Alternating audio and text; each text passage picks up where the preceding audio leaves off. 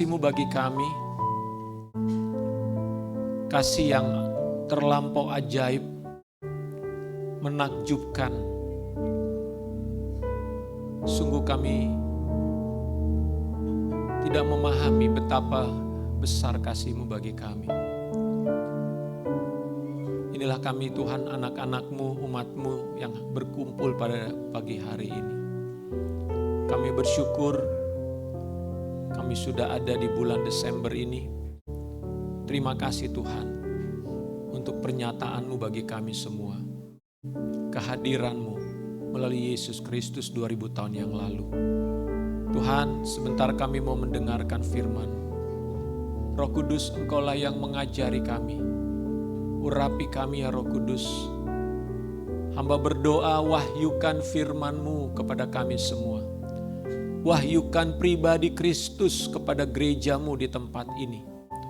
Biarlah kami mengenal Bapa, mengenal Kristus. Melalui pewahyuan yang Roh Kudus berikan kepada kami. Sungguh kami merindukan Engkau ya Tuhan. Mengenal lebih dalam dan lebih dalam lagi.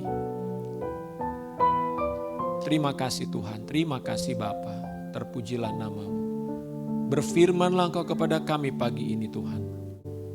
Kami membuka hati untuk firman-Mu. Dalam nama Tuhan Yesus Kristus kami berdoa. Haleluya. Sama-sama katakan, amin. Shalom, selamat pagi. Tuhan, terima kasih untuk tim worship yang sudah melayani kita. Selamat memasuki bulan Desember bagi kita semua. Bulan yang kita orang Kristen selalu tunggu-tunggu ya. Karena bulan Desember adalah bulan kita bersukacita. Merayakan hari kelahiran Kristus. Membawa satu pengharapan bagi kita semua, umat manusia. Dan Desember juga adalah bulan terakhir. Sehingga ketika selesai bulan Desember kita akan memulai sebuah tahun yang baru. Lembaran yang baru. Semangat yang baru. Amin. Saudara bersemangat di bulan Desember? Yosua? Semangat Yosua? Nah, ya. Dinda, semangat bulan Desember? Terima rapot sebentar lagi anak-anak. Nah, kalau dulu saya terima rapot deg-degan, ini ada merah enggak nih ya? Nanti kalau terima rapot kira-kira gurunya bilang apa ya? Wah. Tapi juga merupakan kegembiraan. Wah, ternyata guru bilang, bagus anak bapak, anak ibu bagus, rajin belajarnya, tingkatkan. Nah, tentu orang tua juga bangga gitu ya, waktu terima rapot gitu kan. Nah, habis terima rapot, tinggal ngomong deh sama papa mama, kita beli sepatu dong. Nah, ya, hadiah, karena rapotnya udah bagus. Ya, Bapak Ibu Saudara, di bulan Desember ini kita akan masuk ke dalam sebuah tema yang saya berikan temanya kasih Bapa yang menakjubkan. Kita akan banyak bicara tentang kasih Tuhan bagi kita, bagi dunia ini. Kasih yang ajaib. Ya. Wonderful love of the Father.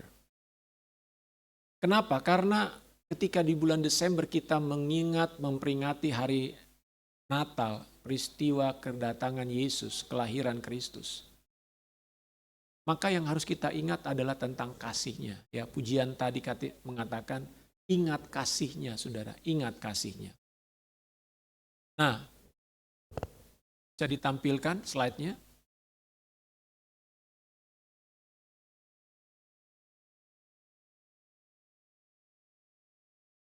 Nah, tema pagi ini, minggu ini adalah kasih yang berkorban. Apa yang Bapa berikan kepada kita yaitu kasih. Kasih adalah pengorbanan, saudara.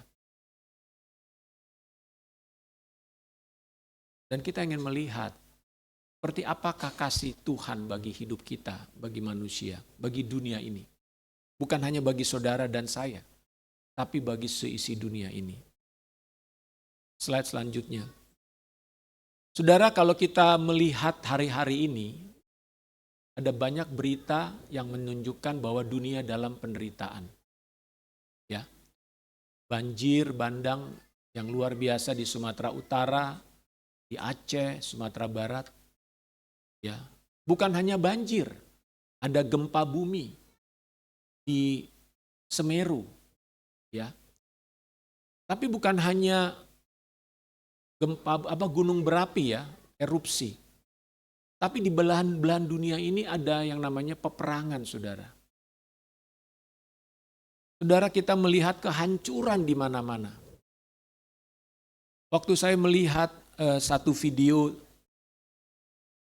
orang-orang di Gaza itu boleh pulang ke rumahnya. Mereka ada di pengungsian karena hampir 2 tahun perang ya. Dan saya melihat bagaimana mereka pulang itu, wah gembira banget ya. Ada yang naik mobil, jalan kaki, bawa gerobak dari pengungsian, mereka bawa tempat tidurnya, lemari dan sebagainya. Tapi apa yang terjadi, saudara, sepanjang jalan mereka menuju rumah mereka, itu gedung-gedung hancur semua. Hanya tumpukan puing-puing, saudara. Dalam hati saya, Tuhan, ini kalau mereka pulang, apa yang akan dapat mereka lihat dengan rumahnya? Karena Gaza itu adalah sebuah area yang memanjang, saudara. Ya, memanjang. Jadi saya bisa melihat betapa menyedihkan kondisi akibat perang itu. Nah, demikian juga waktu kemarin ada banjir bandang di Sibolga. Saya lihat videonya. Aduh, betapa mengerikan, menyedihkan keadaan saudara-saudara kita di sana. Ya, saudara bisa lihat gambar ini. Coba kalau kita ada di daerah itu, rumah kita sudah tenggelam, saudara. Tenggelamnya nggak main-main, benar-benar tenggelam. Pasti semua barang-barang di rumah itu udah rusak. Ya. Belum lagi ketika rumahnya hancur, dilanda oleh banjir. Dan yang paling menyedihkan, saudara, lingkungan desa itu terisolasi. Karena jalan dari desa yang lain atau dari kota lain menuju ini putus. Jalan ke sana putus. Artinya dia akan tinggal di sebuah area dengan kondisi rumahnya sudah rusak dan dia nggak bisa kemana-mana. Bantuan, bagaimana membawa ke sana bantuan? Kecuali helikopter. Mobil nggak bisa ke sana. Ini airnya deras sekali. Jadi ada beberapa hari mungkin orang di sana juga, ya puji Tuhan kalau mereka punya persediaan makanan. Bisa dibayangkan ketika situasi itu terjadi, pasti yang ada di dalam diri mereka adalah ketakutan, kecemasan, dan merasa hidup ini masih ada harapan gak ya? Saya masih punya masa depan gak dengan keluarga saya, anak-anak saya? Saudara-saudara, dunia dalam penderitaan hari-hari ini. Bukan hanya penderitaan karena ini, tapi juga kejahatan, saudara. Korupsi, perampokan, pembunuhan, pelecehan, dan sebagainya. Sakit penyakit. Saudara, ketika kita melihat berbagai macam jenis penderitaan yang ada di bumi ini, muncul pertanyaan, mengapa dunia itu manusia harus berada dalam penderitaan? Dan kemudian muncul pertanyaan lebih lanjut, mengapa Tuhan seolah-olah membiarkan semua ini terjadi? Ada pertanyaan, kok Tuhan biarkan sih? Kalau Tuhan itu ada, kalau Tuhan itu dikatakan berkuasa, kenapa dibiarkan penderitaan manusia ini? Manusia kehilangan nyawa, kehilangan harta benda, menderita dengan sakit penyakit, menderita dengan kemiskinan dan sebagainya. Di manakah kehadiran Tuhan? Mungkin itu sebagian pertanyaan saudara juga dalam hati. Mungkin saudara juga pernah bertanya seperti itu dalam hatimu. Benar nggak sih Tuhan itu peduli dengan saya atau peduli dengan keadaan manusia ini? Manusia yang menderita ini? Apakah Tuhan tidak peduli? Pertanyaan itu dijawab oleh Tuhan, slide selanjutnya. Ketika Yesus datang. Yohanes 3 ayat 16 menjadi jawaban sebetulnya atas semua pertanyaan tentang apakah Tuhan itu mengasihi manusia. Karena begitu besar kasih Elohim akan dunia ini. Sehingga ia telah mengaruniakan anaknya yang tunggal supaya setiap orang yang percaya kepadanya tidak binasa melainkan beroleh hidup yang kekal. Saudara, melalui ayat ini sebetulnya Tuhan ingin mengatakan kepada kita semua, kepada umat manusia. Ini 2000 tahun yang lalu dia sudah sampaikan. Bahwa tidak ada pribadi di bumi ini, tidak ada pribadi atau seorang manusia sekalipun yang lebih peduli dan paling peduli terhadap penderitaan manusia. Hanya Tuhan. Mungkin kita bisa peduli kepada seseorang. Tapi saya mau katakan, paling peduli terhadap penderitaan manusia, seluruh manusia di alam, di bumi ini adalah hanya Tuhan Elohim. Mungkin kita bisa peduli kepada orang yang dekat dengan. Tapi belum tentu kita bisa peduli dengan orang yang jauh di sana. Dengan orang yang kita nggak kenal.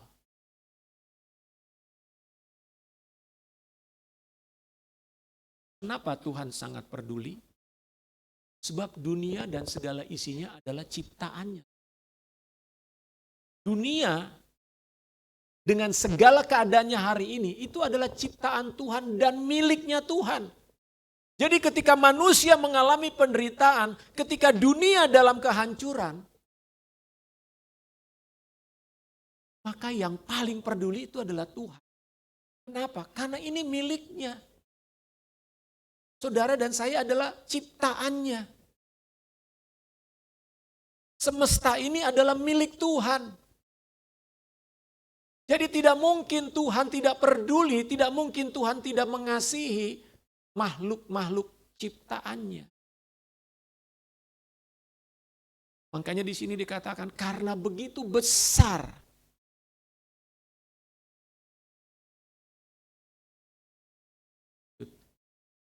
Pernyataan Yesus sangat jelas. Begitu besar kasih Elohim. Kasih Tuhan, kasih Bapa. So love. Sangat besar. Saudara, ungkapan begitu besar itu adalah sebuah ungkapan yang mengandung makna bahwa besarnya kasih Tuhan itu nggak bisa diukur. Nggak terukur, saudara.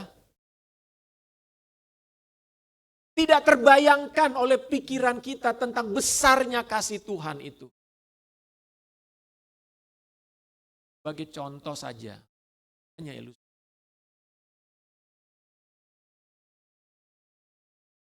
Kalau saudara melihat sebuah pemandangan yang sangat indah, biasanya kita nggak bisa. Paling ungkapan kita, wow, cakep banget ya, ih keren banget. Itu ungkapan kita, bukan? Nggak ada lagi kata-kata yang bisa melukiskan, ih cakep banget, ih hebat, ih luar biasa. Hanya itu. Hanya itu ungkapan kita, cara kita mengatakan betapa indahnya sebuah pemandangan. Waktu pertama kali ke Samosir, ya, tahun 2018. Itu dari airport turun, sebelum turun kita ngelihat dari tele itu ya. Saya bilang luar biasa. Pandangan dari tele itu melihat Pulau Samosir dengan Danau Toba. Indah sekali. Buat saya belum pernah melihat pemandangan-pemandangan lain, tetapi sejauh yang pernah saya pergi ke berbagai tempat, saya salah atau mungkin yang paling indah pemandangannya. Hidup Samosir. Par Samosir.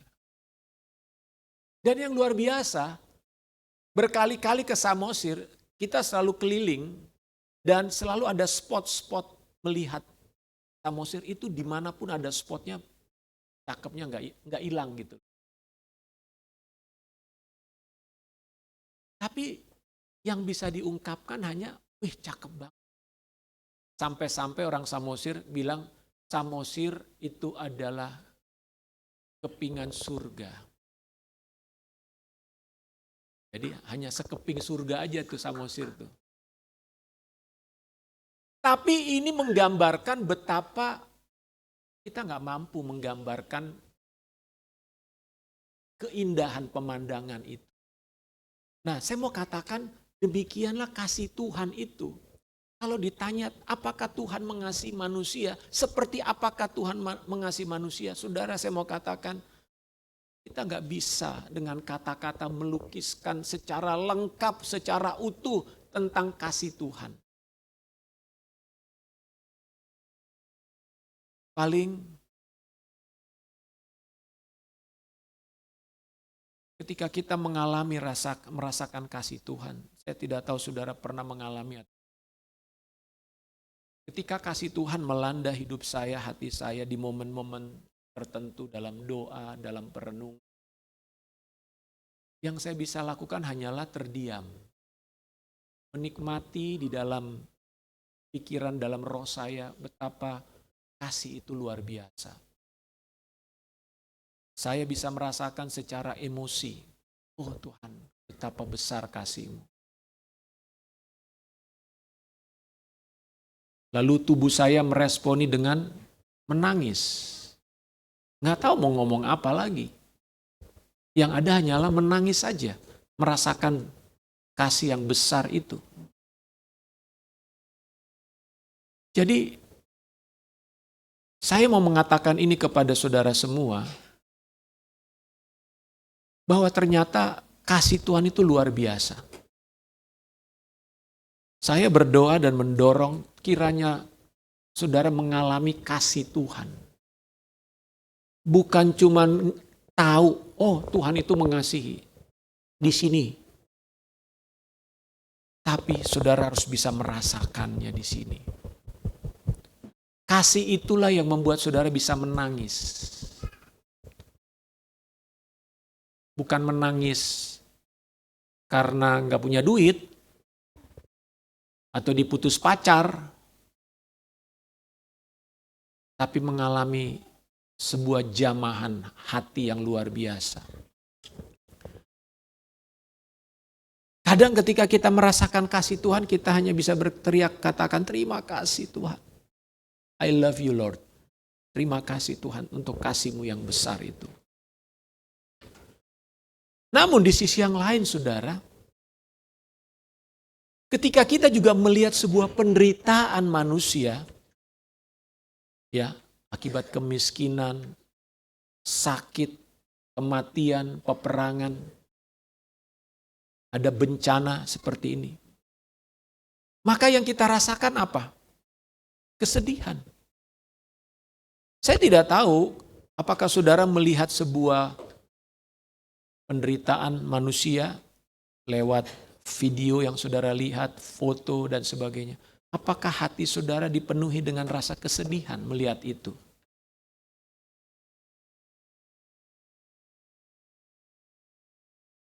Ketika melihat reruntuhan rumah-rumah dan orang mengais-ngais, mungkin cari barang berharga apa yang masih tertinggal dari reruntuhan rumahnya itu. Apa hati saudara melihat kondisi yang seperti itu?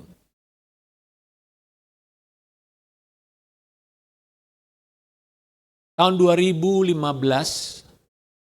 saya udah pernah ceritakan ini. Saya lagi di Jogja waktu itu. Saya lagi di hotel, lagi siap-siap mau pertemuan. Saya lihat di TV, pas saya buka TV waktu itu, berita tentang teroris di Paris, saudara. Di situ dilihat bagaimana orang lari-lari dalam kegelapan. Karena itu malam hari ada konser musik, entah bagaimana dan dari mana, itu orang ditembaki, saudara. Ditembaki. Orang teriak-teriak, orang yang tergeletak berdarah-darah. Waktu saya melihat itu tiba-tiba hati saya dipenuhi dengan kesedihan. Tuhan, kok ada orang yang tega melakukan semacam ini? Membunuh manusia tanpa alasan yang jelas. Mungkin kalau ada penjahat, perampok, membunuh, ditembak, kita mesti berkata, ya memang itu bagian dia lah ya. Tapi ini orang lagi nonton konser, lagi bersuka cita gitu ya. Ini kok ada tiba-tiba ada teroris nembakin gitu. Apa salahnya? Saudara, melihat penderitaan manusia, tiba-tiba saya waktu itu seperti dapat beban yang berat. Ada belas kasihan, ada satu tangisan melihat Tuhan betapa berat penderitaan manusia ini. Betapa manusia sudah begitu mengalami kejahatan sampai tega melakukan kejahatan kepada sesamanya. Saudara, saya percaya ketika ada penderitaan yang dialami oleh manusia, sebesar apapun penderitaannya, kemiskinan yang sangat ekstrim misalnya, ada orang yang sangat ekstrim miskinnya, saudara. Mungkin saudara merasa saya miskin, tapi ada orang yang lebih ekstrim miskinnya, saudara. Nggak punya apa-apa, makan pun nggak jelas setiap harinya. Saya mau tanya, apakah Bapa di sorga tidak peduli dengan orang-orang semacam itu? Saya sangat yakin bahwa kasih Bapa begitu besar kepada dunia ini. Perasaan Tuhan terhadap penderitaan manusia jauh lebih peka dibandingkan saudara dan saya. Sensitivitas kita kepada penderitaan manusia nggak seberapa, saya akui. Ya mohon maaf, kadang kita ngelihat pengemis di jalan aja kesel kan. Kita bilang, pura-pura kali itu. Itulah kita. Karena kita hanya melihat sebatas yang kita lihat. Tapi Tuhan melihat penderitaan manusia jauh ke dalam.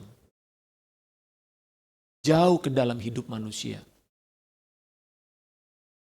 Tahukah saudara bahwa Tuhan Bapa di sorga itu telah melihat penderitaan manusia sepanjang sejarah. Mulai dari Adam. Ketika Adam jatuh ke dalam dosa. Apa yang terjadi? Adam menderita enggak? Menderita, saudara. Dia yang tadinya adalah seorang yang dipenuhi kemuliaan Tuhan, lalu tiba-tiba dia kehilangan kemuliaan itu sehingga badannya telanjang. Dia baru menyadari, saya telanjang. Lalu dia bersembunyi karena dia malu. Itu sebuah penderitaan, saudara. Coba, mohon maaf, bayangkan. Kalau saudara gak punya lagi pakaian.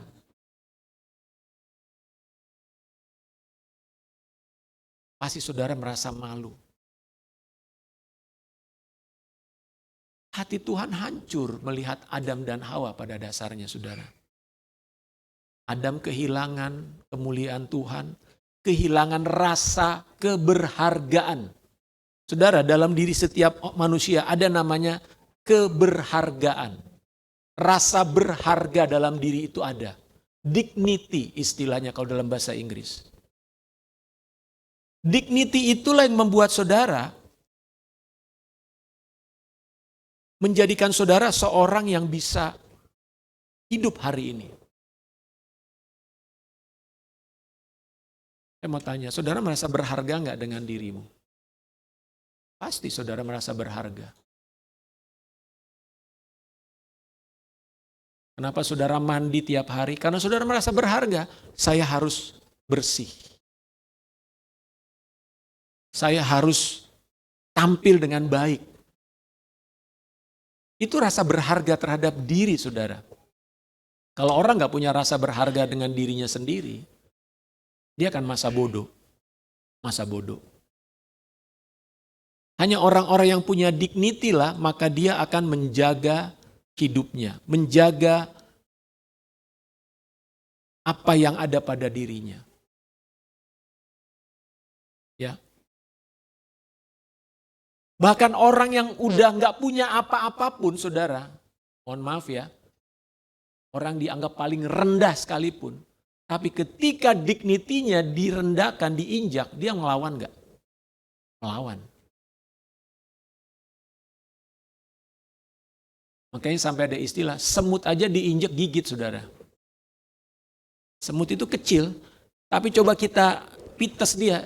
Sebelum dia mati, dia gigit dulu, saudara. Kenapa? Dia punya kehidupan. Dia nggak mau mentang-mentang gue kecil, emang lo bisa menindas gue, kira-kira gitu ya. Itulah dignity dalam hidup kita. Nah, Adam kehilangan dignity-nya, telanjang, saudara. Makanya dia sembunyi. Dia kehilangan kekuatan. Kehilangan sumber daya. Dia diusir dari Taman Eden. Penderitaan gak bagi Adam? Penderitaan. Di Taman Eden dia tinggal menikmati apa yang tersedia. Dia tinggal metik mau makan. Sekarang dia harus keluar dari Taman Eden dan dia harus mengolah tanah, berpeluh, berkeringat, capek. Jadi kalau dikatakan, apakah Tuhan tidak melihat penderitaan manusia? Dia lihat. Hati Tuhan sangat berduka cita melihat penderitaan manusia. Itulah kasih Tuhan yang besar. Jadi sebesar apapun penderitaan dalam hidupmu, ketahuilah, kasih Tuhan besar bagi saudara. Kasih Tuhan begitu besar bagi dunia ini.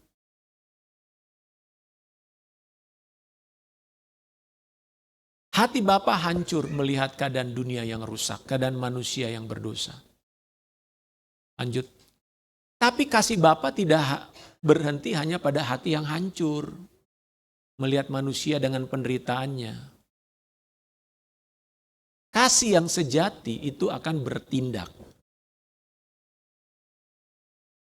Bapa di sorga adalah Elohim sang pencipta. Dia bertindak, saudara. Dengan cara apa? Dengan cara apa dia mengasihi manusia yang menderita ini adalah dengan dia menyerahkan putranya. Yaitu Sang Firman. Sang Firman, perkataannya. Dia datang ke dunia ini menjadi manusia. Kasih yang sejati itu lahir dari kemurnian hati. Dari ketulusan jiwa. Maka ketika Bapa melihat penderitaan manusia, dia memutuskan untuk menyelamatkan manusia. Menolong manusia terbebas dari beban besar dan berat yang menghimpitnya. Kalau saudara punya beban yang berat hari ini, percayalah Tuhan ingin melepaskan beban itu dari hidupmu. Itulah sebabnya Yesus datang ke dunia ini. Dia datang dan berdiam. Diam di antara kita. Kemarin ada hamba Tuhan mengatakan gini, Tuhan bukan mengunjungi manusia, tapi berdiam. Kalau kunjungan itu kan datang sebentar, habis itu pergi, betul? Tapi Tuhan berdiam di antara manusia. Yesus Kristus datang dan diam. Yesus naik ke sorga, tapi ada wujud yang lain yaitu Roh Kudus. Jadi sekarang Tuhan berdiam di dalam diri kita, saudara. Untuk apa? Yesus datang untuk merasakan penderitaan manusia. Merasakan penderitaan saudara dan saya. Tapi bukan hanya untuk merasakan, dia ingin membebaskan, melepaskan. Ya. Akar dari semua penderitaan itu apa? Dosa dan iblis. Tuhan ingin melepaskan manusia dari dosa dan iblis ini. Kita baca dalam Filipi 2 ayat 7 sampai 8. Dikatakan di sana, melainkan telah mengosongkan dirinya sendiri dan mengambil rupa seorang hamba dan menjadi sama dengan manusia. Dan dalam keadaan sebagai manusia, ia telah merendahkan dirinya dan taat sampai mati, bahkan sampai mati di kayu salib. Saudara, kasih sejati Bapa di sorga adalah dengan cara dia mengaruniakan Yesus sampai mati dalam penderitaan. Coba bayangkan, kasih Tuhan bagi saudara dan saya itu bukan kasih omon-omon. Aku mengasihimu, aku mengasihimu, aku mengasihimu. Kasih Bapa kepada saudara dan saya adalah dengan cara memberikan Yesus sampai Yesus mati di salib. Inilah wujud kasih yang amat besar, begitu besar. Jadi tidak usah diragukan tentang besarnya kasih Tuhan dalam hidup saudara. Kalaupun kita masih mengalami berbagai macam kesulitan pada hari-hari ini, tapi percayalah kasih Bapa bagi saudara tidak pernah berkurang, bahkan begitu besarnya, sampai saudara mungkin bingung, sebesar apa sih kasih Tuhan itu? Yang pertama, sebesar apa kasih Tuhan bagi saudara dan saya? Lanjut. Kasih Bapa itu adalah kasih tanpa syarat.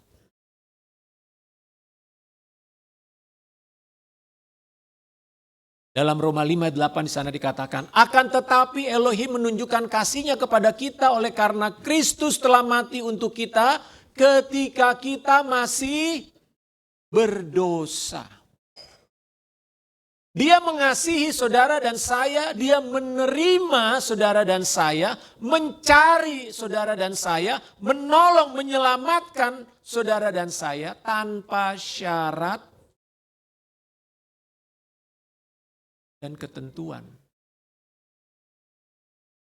Kalau dunia ini memberikan sesuatu kepada saudara, pasti ada syarat dan ketentuan, betul nggak? Jangan senang dulu kalau ada info. Dapatkan dengan cuma-cuma motor. Tapi ada syarat dan ketentuan, belanja dulu 2 juta. Dapatkan menginap di hotel di Bali 3 malam. Saya telepon dong ya. Oh iya Pak. Cuman Bapak harus belanja dulu 3 juta. Ya sama juga. Saudara, dunia ini penuh dengan syarat dan ketentuan. Penuh dengan syarat dan ketentuan. Betul nggak? Mau menikah aja ada syarat dan ketentuan dulu. Berapa sih namot lo? Padahal katanya udah saling mengasihi, betul ya? Berapa sih namotnya? Pestanya di mana? Lu gajinya berapa sih sebulan berani ngelamar gue? Gaji lu masih di bawah UMR. Saudara, dunia ini penuh dengan syarat dan ketentuan. Tapi Bapa mengasihi kita tanpa syarat. Apapun keadaanmu, apapun situasimu, dosamu sebesar apapun. Tuhan mengasihi, saudara. Tuhan mengampuni. Tuhan menerima.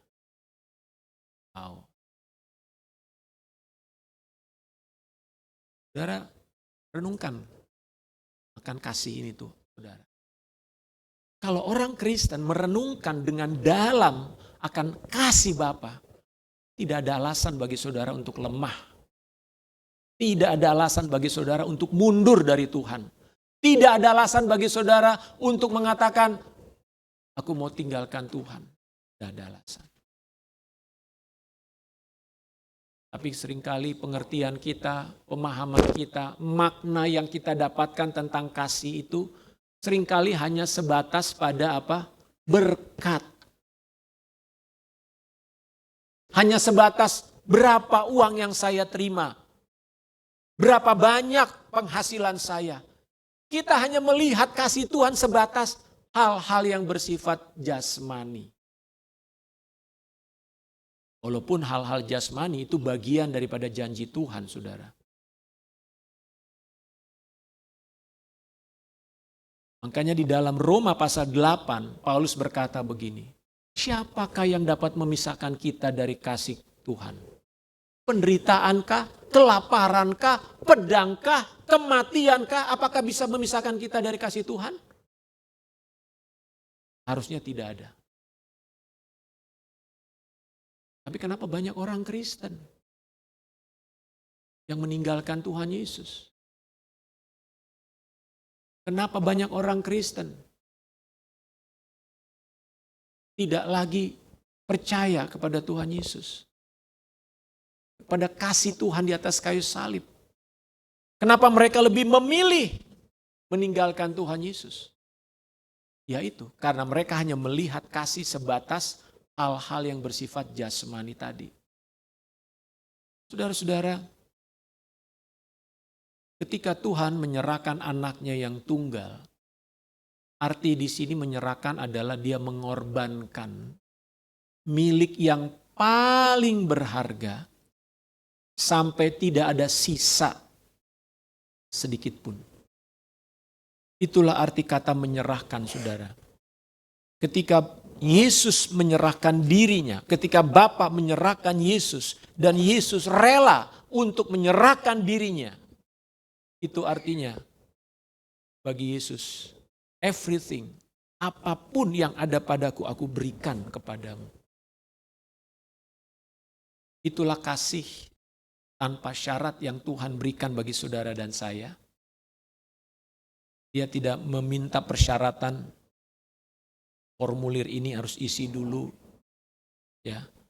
Kamu harus rajin dulu ke gereja untuk kamu mendapatkan kasih ini. Kamu harus memberikan dulu persepuluhan untuk kamu mendapatkan kasih ini. Kamu harus melakukan puasa dulu 30 hari supaya kamu mendapatkan kasih ini. Tidak, saudara. Kasih Bapa diberikan tanpa syarat kepada setiap orang yang mau menerima dia. Tetapi kasih Bapa bukan hanya tanpa syarat. Hal yang kedua, lanjut. Kasih Bapa lebih besar dari pelanggaran dosa. Dikatakan dalam firman Tuhan, tetapi karunia Elohim tidaklah sama dengan pelanggaran Adam. Sebab jika karena pelanggaran satu orang, semua orang telah jatuh di dalam kuasa maut, jauh lebih besar lagi kasih karunia Elohim dan karunianya yang dilimpahkannya atas semua orang karena satu orang, yaitu Yesus Kristus. Saudara, kasih Bapa yang menakjubkan itu adalah kasih yang jauh lebih besar dari semua kejahatan dan dosa pelanggaran manusia. Jadi kalau ada manusia atau seluruh manusia ini dosanya dikumpulkan, besarnya mungkin sebesar, anggaplah sebesar bola bumi. Tapi kasih Tuhan jauh lebih besar dari bola bumi ini, saudara. Sehingga yang namanya dosa dan kejahatan manusia itu menjadi tidak berarti apa-apa dibandingkan kasih Tuhan.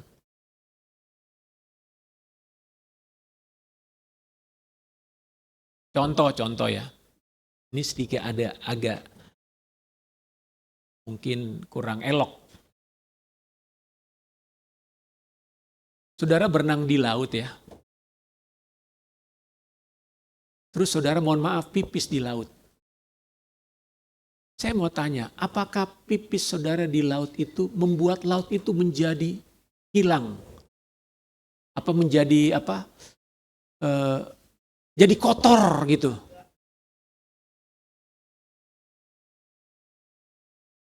Karena asin katanya.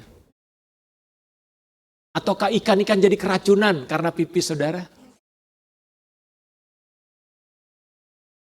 Bahkan sekalipun seluruh manusia pipis di laut, apakah membuat air laut itu menjadi cemar? Tidak. Saudara, ada ribuan kapal berlayar setiap hari di laut. Dan kapal-kapal itu juga membuang kotoran-kotoran ke laut, saudara. Ya, ada yang ketahuan, ada yang nggak ketahuan.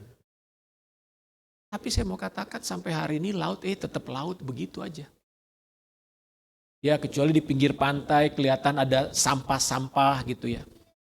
Tapi pada dasarnya laut ya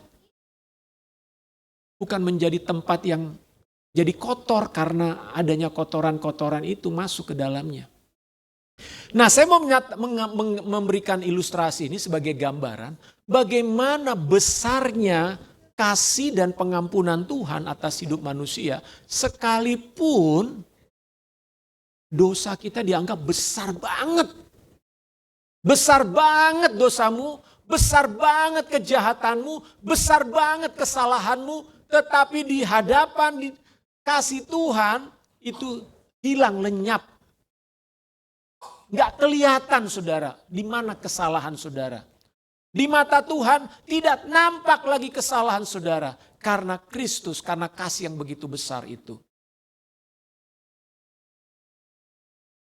Makanya dikatakan kasih Bapa sedemikian besar. Lebih besar dari lautan, dari samudra. Lebih dalam, lebih tinggi dari langit. Wow.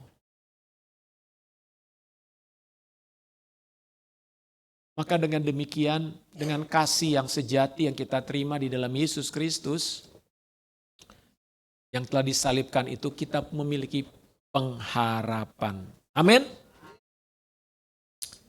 Haleluya. Inilah pengharapan kita. Inilah sesuatu yang Tuhan janjikan kepada kita. Pada akhirnya kasih yang Bapa berikan adalah supaya yang percaya tidak binasa. Ya. Jadi Yohanes 3 ayat 16 ini menyatakan yang pertama, karena begitu besar kasih Bapa akan dunia ini, sehingga ia telah mengaruniakan anaknya yang tunggal, supaya yang percaya tidak binasa. Kasih yang Bapa berikan adalah menyelamatkan manusia dari kebinasaan, kematian. Dan dia memberikan pengampunan yang total, sempurna saudara. Saudara, kalau saudara diampuni oleh Tuhan, Tuhan itu gak pernah ingat kesalahan saudara. Catatan hitam saudara sudah dihapus sama sekali. Sehingga gak ada lagi, oh ini si Parda pernah melakukan ini nih. Berkatnya dikurangi aja. Oh dia pernah berbuat ini. Ya udah dia dihukum dulu 2 hari.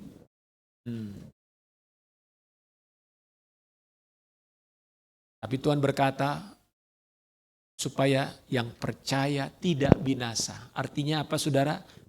Kita dibebaskan dari segala hukuman. Amin. Makanya saudara jangan terpengaruh dengan kata-kata gini. Itu tuh, dia ngalami itu dihukum Tuhan tuh. Dia sakit, itu dihukum Tuhan. Itu bencana, dihukum Tuhan. Nah, betul kan? Kita sering kan menerima ungkapan itu, bahkan kita juga mungkin sering ngomong. Itu dihukum Tuhan tuh. Itu nasibnya kayak begitu, itu dihukum Tuhan.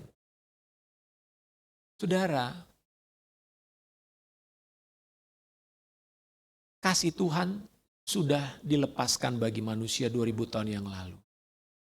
Makanya dikatakan di dalam Roma pasal 8, barang siapa di dalam Kristus, dia tidak lagi berada di bawah penghukuman. Coba kita lihat dulu ya, dalam kitab Roma, ini supaya saudara tahu bahwa saudara tidak lagi berada di bawah penghukuman. Roma 8 ayat 1.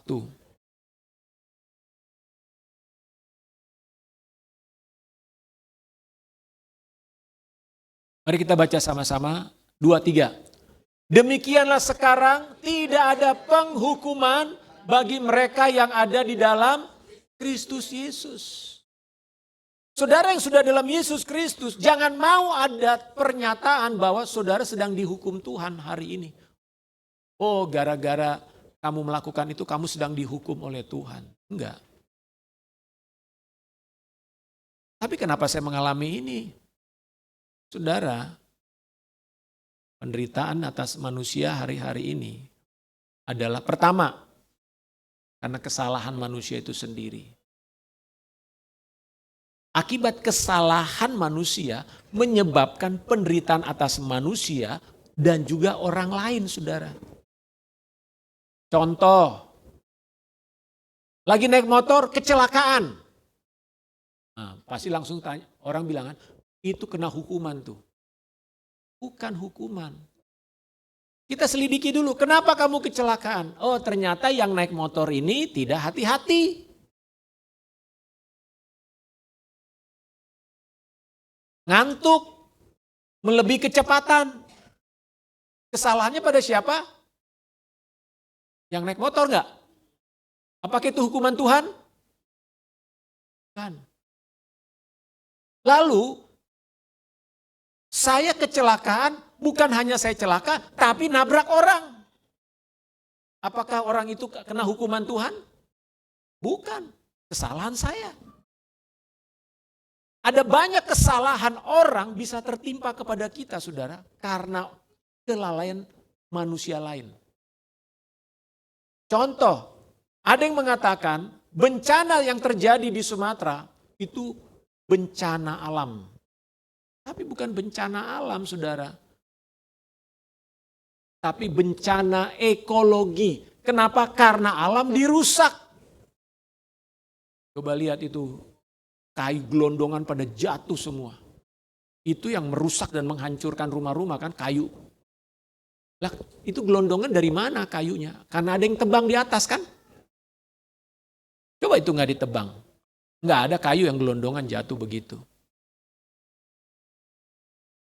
Kejahatan manusia yang melakukan perusakan alam menyebabkan penderitaan bagi manusia lain. Nah, itulah namanya egois manusia. Bukan karena Tuhan menghukum.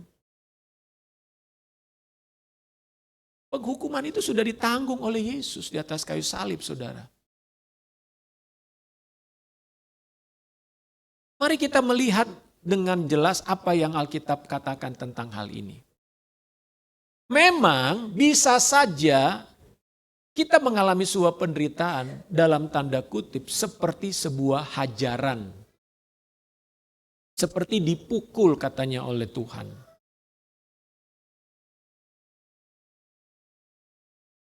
Tetapi sebetulnya apapun jenis penderitaan yang kita alami dalam hidup ini, entah kita sakit, entah kita kena macam-macam lah, bahkan kena tipu misalnya.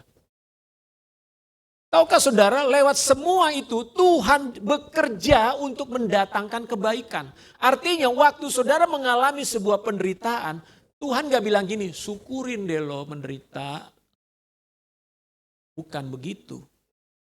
Penderitaan itu diambil oleh Tuhan, diubah, dijadikan sebagai alat untuk mendatangkan kebaikan bagi kita. Roma 8 ayat 28 jelas mengatakan itu. Jadi kadang Tuhan izinkan kita harus mengalami yang namanya penderitaan, mengalami kesulitan, mengalami masalah. Entah karena kebodohan kita, entah karena kelalaian kita, entah karena perbuatan orang lain, apapun penyebabnya, tetapi yang terutama adalah penderitaan yang kita alami.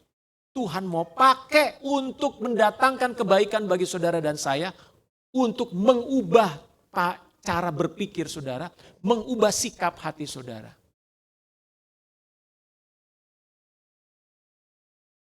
Jadi jangan menyalahkan Tuhan, tidak. Tetapi datanglah kepada Tuhan dengan rendah hati. Tuhan, apa yang harus saya ubah? Apa yang harus saya ubah dalam hidup saya? Nah, memasuki bulan Desember ini, mari renungkan kasih Tuhan. Renungkan kasih Tuhan dalam hidupmu. Menjelang akhir tahun ini, saya mau mengajak seluruh jemaat untuk mencari Tuhan lebih. Supaya kita memasuki tahun baru, tahun 2026. Level kerohanian kita itu sudah harus bertambah, saudara. Makanya kemarin saya ajar saudara, saya terangkan kepada saudara. Mulailah memiliki jam-jam doa yang teratur. Mulailah memiliki jam-jam doa yang konsisten. Saya mau tanya, apakah saudara sudah melakukannya? Halo? Kalau saudara belum melakukannya, saya mau sampaikan, ayo lakukan. Lakukan. Miliki kerinduan, hasrat, berdoa dengan konsisten. Supaya saudara masuk ke dalam hadirat Tuhan dan mengalami kasih Tuhan. Dan jangan lupa berpuasa. Kalau saudara ingin melihat perubahan demi perubahan, saudara harus merubah diri saudara terlebih dahulu. Dengan firman Tuhan yang saudara-saudara dengar. Nah, saya akan mengakhirinya. Ada satu lagu yang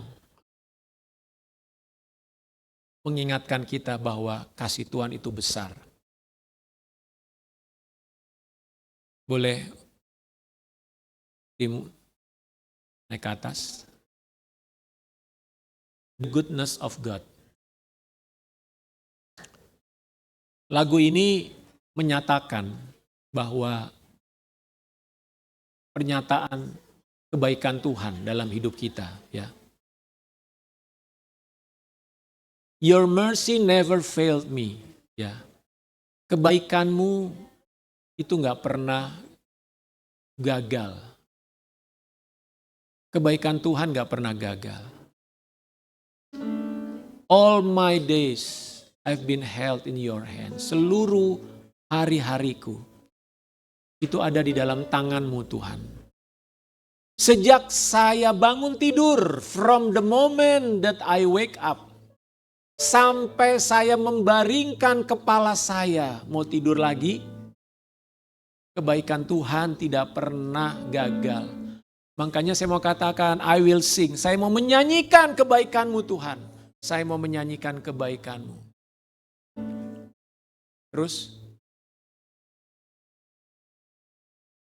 all my life you have been faithful. Sepanjang hidupku Tuhan, Engkau setia.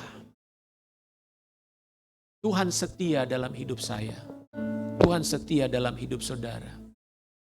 Sehingga all my life Sepanjang hidupku, Tuhan, Engkau sangat baik. Engkau sangat baik. Coba katakan, Tuhan, Engkau sangat baik. With every breath that I am able. Setiap kali saya bernafas, saya mampu bernafas hari ini, saudara, itu karena kebaikan Tuhan. Saudara, ada banyak orang susah nafas, betul nggak? Kenapa harus pakai ventilator? Susah nafas. Kalau hari ini saudara masih bisa bernafas,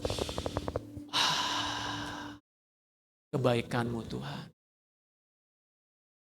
Syukuri, saudara bisa bernafas aja, itu anugerah, itu kasih Tuhan. I love your voice. Saya senang dengar suaramu Tuhan. Saya senang mendengar tuntunanmu Tuhan. You have led me through the fire. Kalaupun saya harus melewati api, kalau Tuhan menyuruh lewat api itu, enggak apa-apa Tuhan. Kalau Tuhan yang menyuruh, kamu harus lewat api itu. Kamu harus lewat penderitaan itu. Enggak apa-apa. Selama itu Tuhan yang menyuruh saudara melakukannya. In the darkest night, you are close like no others. Dalam kegelapan yang paling pekat sekalipun, Tuhan dekat. Tuhan bersama dengan saya. Saudara, ketika kita dalam merasa gelap, kita mungkin merasa sendirian bukan? Kayaknya orang pada pergi, ada nggak orang-orang pada nggak ngerti saya, istri saya nggak ngerti, anak-anak saya nggak ngerti, teman-teman saya nggak ngerti, tapi Tuhan bersama dengan saya. Kenapa? I know you as a father. Saya kenal engkau sebagai bapa. Saya kenal engkau sebagai friend, sebagai teman, sahabat. Mari kita nyanyi. Saya tinggal di dalam kebaikan Tuhan. Amin. Mari kita nyanyikan pujian ini. Mari bangkit berdiri. Haleluya.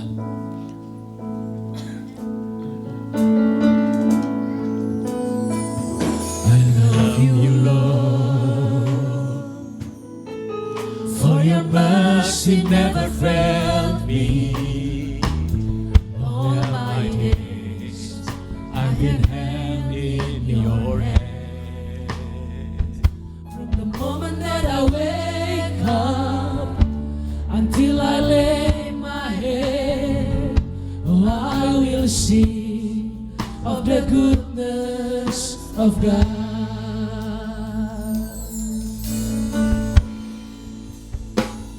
I love your voice. You have led me through the fire in darkness night. You are close like no other. I've known you as a father. I've known you as a friend. And I have lived in the goodness of God. Katakan all my life, sepanjang hidupku. All my life you have been faithful. Sepanjang hidupku Tuhan setia. And all my life you have been so good. With every breath that I am able, Setiap tarikan I napasku will sing adalah kebaikan of the Tuhan. goodness of God.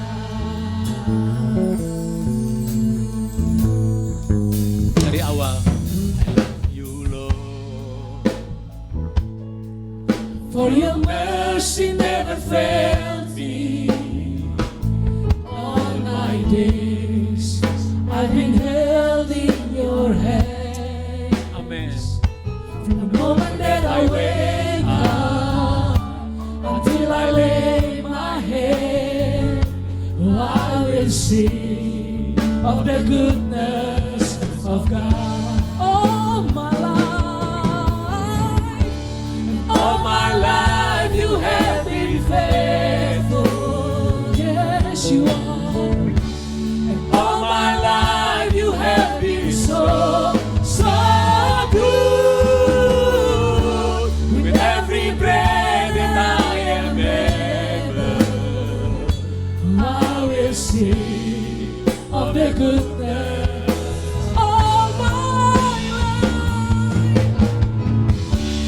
All my life you have been faithful. Yes, you are. And all my life you have been so, so good. With every breath that I am able, oh, I will sing of the goodness of God. Your goodness, come on. Your goodness is running after, it's running after me. Your goodness is running after, it's running after me. Your goodness is running after, it's running after me. Oh, your goodness is running after, it's running after me. With my life laid down, I surrender now. I give you everything. Your goodness is running after, it's running after me. Oh, my life, your goodness is running after, it's running after me. Oh, your goodness is running after, it's running after. With my life laid down, I surrender now. I give you everything. Your goodness is running after, it's running after me. All my life, and all my life you have been faithful. Yes, you are. And all my life you have been so, so good. With every breath that I am able, oh, I will sing of the goodness of God. Singing again all my life. And all my life you have been faithful.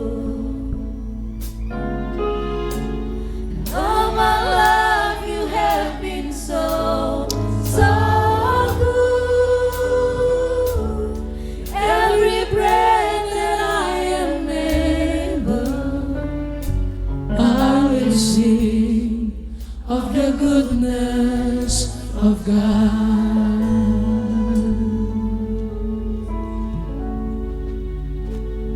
Renungkan kebaikan Tuhan dalam hidupmu, saudara.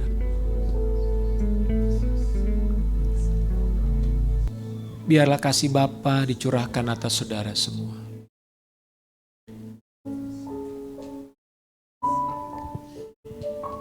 Biarlah kasih itu tercurah, memenuhi hidupmu.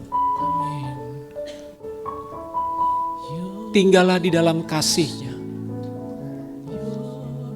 Tinggallah di dalam kebaikannya selalu.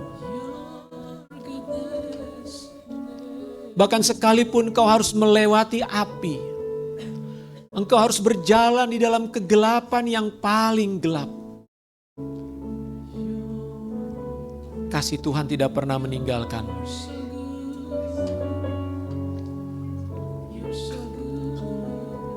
Kasih Bapa tidak pernah melepaskan tangannya memegang engkau.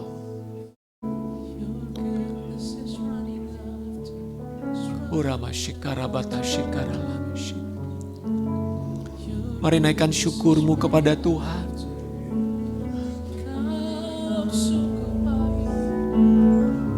Rasakan dan nikmati kebaikannya. Haleluya Yesus. Haleluya Bapa, haleluya. Haleluya, terima kasih Tuhan untuk kasih-Mu. Indaya rabata shekara labayana shikara labayarana lanusha. Kurabata shikara labayana shikaya rana labalabayara labayana. Kasih-Mu mengalir, Kasih-Mu mengalir memenuhi kami. Kasih-Mu besar bagi kami ya Tuhan. Oh, Ralamashe, Kiara lamayana shereda ralamayana so. Engkau sungguh baik. Haleluya. Untuk selama-lamanya Engkau baik. Oh, haleluya. Inayarana shikarala, Kuridayarana shikarala bayarala. Engkau sungguh baik. Untuk selama-lamanya Engkau baik. Engkau sungguh baik Tuhan. Engkau baik. Terima kasih Tuhan. Sungguh baik.